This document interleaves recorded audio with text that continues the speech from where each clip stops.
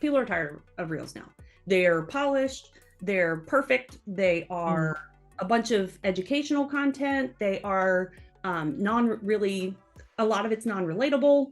People are going back to stories. We are in pre 2019 again, or 2020 again. We're back to people coming on Instagram, going into stories, seeing relatable content, real content. They want to know about you. They want to know what you're up to. We're nosy. That's why that's why reality TV took off, because we are nosy creatures. We want to know what's going on behind the scenes.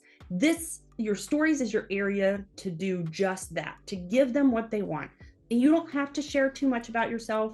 You can keep your privacy, keep your line, but just share those little things related to your business. If you make a list of all the things that you need to get done, share a quick video of you scanning over that list. You don't have to do a picture to where they can screenshot it and look at it or whatever. You can just do a quick little video over it, just scanning over it. You can even put a filter on it to blur it out. You could blur out what it is, just to show the length of the list that you have of things that you want to get done, and talk about that. Who doesn't have a list a mile long of things that they want to get done? It's these relatable little things that are going to make people say, oh man, Mercy gets me. Like, she completely understands me. She knows what I'm going through. She's going through the same thing, and yet she keeps going.